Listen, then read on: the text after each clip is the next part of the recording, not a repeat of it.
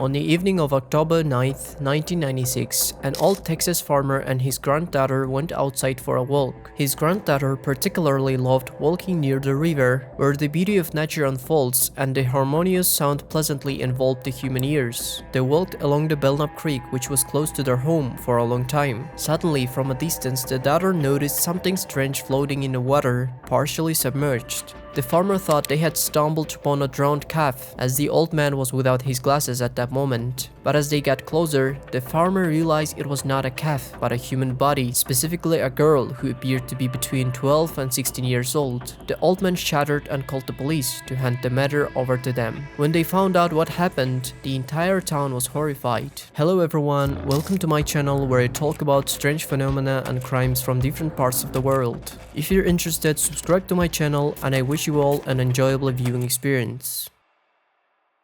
In the small town of Waurika, Oklahoma, there lived a girl named Heather Rose Rich. She was born on January 19th, 1980, to her loving family Gail and Dwayne Rich. She grew up with 3 football-playing brothers. Heather was confident, bold, and beautiful. In high school, she was nominated for prom queen. She never lacked attention from boys. Moreover, Heather was used to the company of boys, as she was the only daughter in her family. Though she wasn't considered a troubled teenager, she sometimes didn't exhibit exemplary behavior.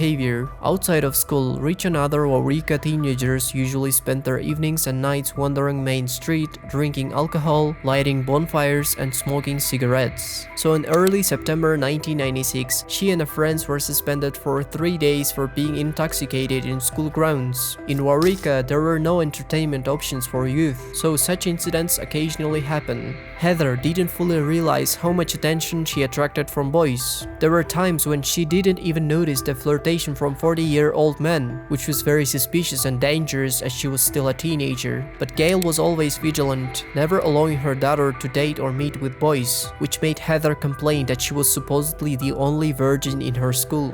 Heather didn't want to agree with this. She wanted her mother to back off, so she secretly did what she wanted, meaning she dated boys. She even broke up with one boyfriend and later found another. All this led to Heather either secretly meeting with him or using the home phone to communicate with her boyfriend when she was busy with household chores. There were times when she talked long into the night in her room. One day, a small tragedy struck the family, changing their priorities. Heather's father was almost killed at work, and later he was laid off, leaving him unemployed. The family's income significantly decreased. Gail had to work 2, sometimes 3 jobs, and all household chores fell on 16-year-old Heather. Heather's mother paid all the household bills, bought groceries, and was the breadwinner of the family. One day at the end of the month, she was getting ready to pay the utility bills as usual and saw a large amount of $300 on the phone bill. Exhausted from overworking, Gail had a nervous breakdown and immediately thought that no one except Heather used the home phone, so such an amount must be because of her. Coming home, Gail started scolding her daughter for it. The scolding went on for a long time with hurtful words exchanged between them. In the end, the argument continued, leading to a small rift between them. They didn't interact that day and didn't even speak. That evening, Heather wished her father good night, ignoring her mother. The next day, Gail wanted to reconcile with her daughter and went to her room, only to find that her daughter's bed was unmade and she was nowhere to be found. With all her things in place and the window open, the parents immediately contacted the police. Gail explained that she had argued with Heather the night before over the phone bill, so the police comforted her, saying that the upset girl might have run away and would soon return. But Gail refused to believe this. She knew her daughter well and understood that Heather would never do such a thing over a small family quarrel. Besides, Heather was very particular about her appearance, so she would unlikely live without her makeup bag and a change of clothes. The family began their own search, but it yielded no results.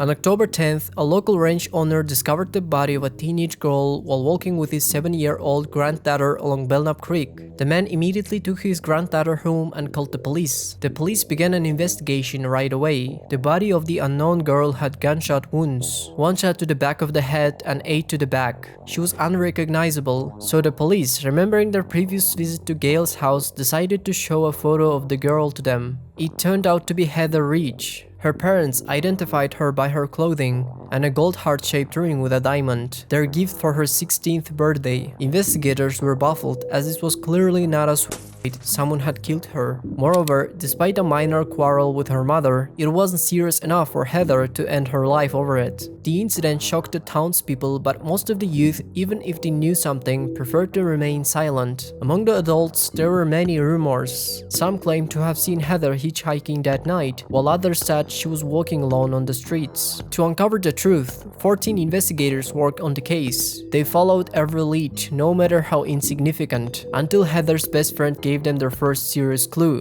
She said Heather likely left home to attend a party in a trailer planned by their classmate Joshua Luke Bagwell. The police immediately summoned Joshua to the station for questioning. Joshua confirmed to the investigators that he and his friends, Randy Lee Wood and Curtis Allen Gamble, had indeed been playing dominoes and drinking alcohol in a trailer parked behind his grandfather's house on October 2nd. What they did next became the main reason for Heather Rich's death.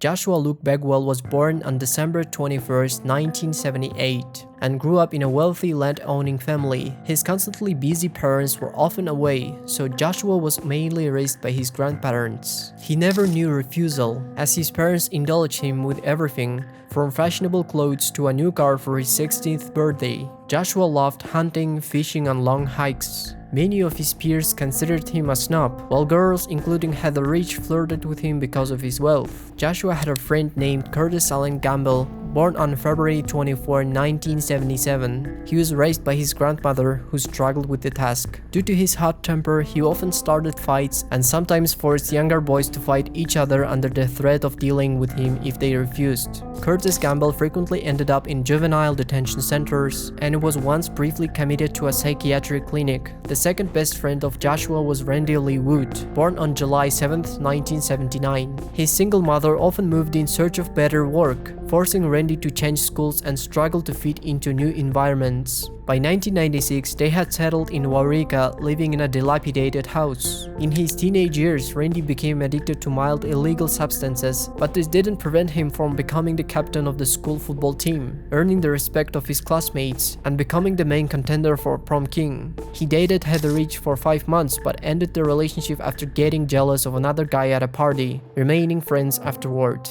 On the evening of October 2nd, the three friends met at Joshua's house to drink. Initially, they wandered around Waurika in Joshua's grandfather's pickup truck, then continued drinking in the trailer parked near his grandfather's house. It turned out Joshua had arranged to meet Heather in advance, so they all went to get her. Meanwhile, Heather quietly left her house through her bedroom window and went to Joshua's trailer. The trio met her near the trailer. Soon, Randy and Curtis went looking for girls to join their party and more alcohol. They found some alcohol but no girls and returned to the trailer, finding Joshua dressing while Heather was naked. Randy entered the trailer but stopped when Heather passed out as he touched her. Curtis carried Heather behind an improvised partition in a trailer and stayed with her for a while. When he came out, Randy looked in and saw Heather still unconscious. Leaving her there, the three boys resumed drinking. After some time, Heather woke up and screamed twice before passing out again. At this moment, Curtis worried that Heather upon waking would report them to the police, realizing they had just raped her without her consent. He said something needed to be done. Joshua brought the pickup truck, and Randy dressed Heather and put her in the cabin. They drove aimlessly around the area, with Curtis repeatedly saying they needed to kill her, his voice trembling. Joshua agreed, though he was also panicking. Then Curtis took the wheel, went home to get a shotgun, and drove to a bridge over Belknap Creek. It was a deserted area. Curtis ordered Joshua and Randy to pull the still unconscious Heather from the truck and lay her face down on the roadside. After they complied, Curtis took the shotgun and ruthlessly fired 9 shots at her. Joshua then took a shoelace from her boot and tried to tie a rock to her body for weight. Together, they threw Heather over the bridge railing and attempted to cover the tracks by scattering clumps of dirt around.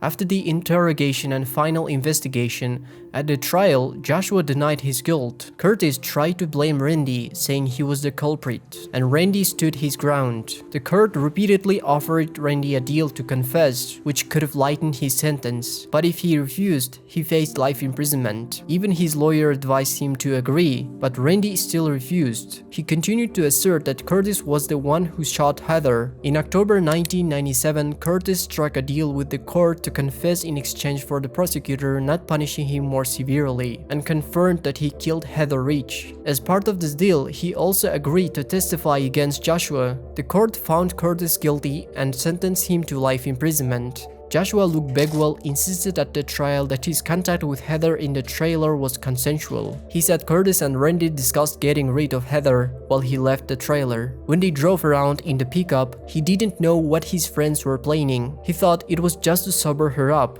In the end, he tried to say something but get tangled in his own story. He was sentenced to life imprisonment for conspiracy to commit a major crime. The third criminal, Randy Lee Wood, was found guilty in August 1998 of complicity and sentenced to life imprisonment with the possibility of parole in 2036. In January 2002, Joshua, Curtis, and 2 other inmates escaped. They were on the run for 9 days and were arrested at a gas station, where they held a worker hostage for several hours. Each received a second life sentence. While in prison, Randy Wood married a woman from New Zealand in 2016 after corresponding for a long time. In 2018, Randy's wife moved to Texas, hoping for his early release, but Randy was not released and remains in prison.